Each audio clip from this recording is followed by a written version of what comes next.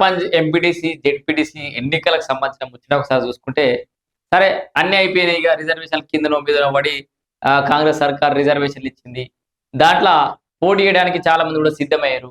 అయితే ఈ పోటీ విషయంలో కొన్ని సమస్యలు వచ్చిపోయినాయి. కొన్ని జాగాలలో రిజర్వేషన్ రాక సమస్యలుంటే, కొన్ని జాగాలలో ఈ ఇద్దరు పిల్లలకు సంబంధించిన ఏదైతే నిబంధన ఉందో, దాని వల్ల చిక్కొచ్చి పడ్డది.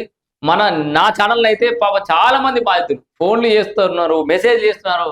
అన్న ఈ నిబంధన తీసేసిరా లేదా? అంటే ఇద్దరు పిల్లల కంటే ఎక్కువుంటే పోటీకి అనర్హులని ఏదైతే రూల్ ఉన్నదో, ఆ రూల్‌ని ఎత్తేయాలని చెప్పేసి చాలా మంది అడుగుతున్నారు. సో, రేవంత్ రెడ్డి గారు కూడా ఈ విషయంలో సానుకూలంగా స్పందిస్తారనే మనం అనుకుంటున్నాం. ఎందుకంటే గతంలో తీన్మార్ మల్లన్న గారు లేవనెత్తినప్పుడు రేవంత్ రెడ్డి గారు కూడా ఈ విషయం మీద స్పందించిండు.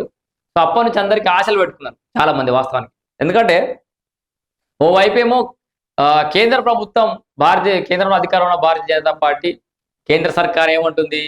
జనాభా ప్రాతిపదికన డీలిమిటేషన్ ప్రక్రియ చేస్తాం, నియోజకవర్గాల పునర్విభజన చేస్తాం అంటుంది. అప్పుడు మన సౌత్ స్టేట్లు తెలంగాణ, ఆంధ్ర, తమిళనాడు ఇవన్నీ కూడా నష్టపోయే అవకాశం ఉంది. ఎందుకంటే గతం నుంచి మన దగ్గర జనాభా నియంత్రణ కరెక్ట్‌గా జరిగింది. ప్రాపర్‌గా మనం ముందుకు పోయినాం కాబట్టి నార్త్ సైడ్ జనాభా ఇష్టం వచ్చినట్టు ఇప్పటి ముబ్బడిగా పెరిగిపోయారు. ఇప్పుడు జనాభా ప్రాతిపదికన నియోజకవర్గాల పునర్విభజన చేస్తే నార్త్ సైడ్ నియోజకవర్గాలు పెరిగిపోతాయి. తద్వారా సౌత్ స్టేట్ల యొక్క అవసరం లేకుండానే కేంద్ర ప్రభుత్వాలు ఏర్పడితే అప్పుడు ఈ సౌత్ సైడ్ స్టేట్లకు చిన్న చూపు చూస్తారని. ఇప్పటికే చిన్న చూపు ఉంది సౌత్ ఇండియా, నార్త్ ఇండియా అని. అట్లాంటి పరిస్థితులు కూడా వస్తాయని చెప్పేసి కూడా మనందరం డిస్కస్ చేసుకున్నాం.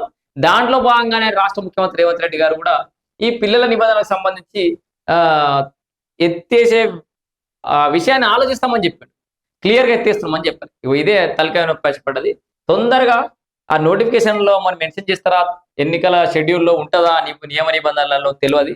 ఏమన్నా ఉంటే గనక ఈ నిబంధన తొలగించాలి. ఆంధ్రప్రదేశ్ సర్కార్ తొలగించిందని చెప్పేసి గుర్తు చేస్తూ, ముగ్గురు పిల్లల నిబంధనను తొలగించాలి.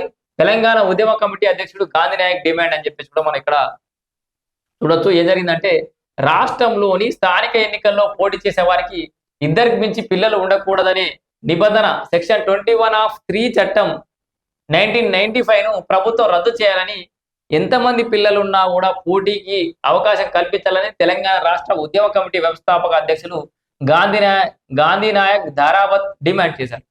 ఇది ఒక న్యాయమైన డిమాండే. ఇద్దరికంటే పిల్లలు ఎక్కువ పోయేది ఏముంది? చదువుకుంటే ఆయన పిల్లలు ఆయన్ని చదువుకుని. ఇప్పుడు జనాభా తక్కువ ఏడుస్తున్నాం మనం. మళ్ళా జనాభా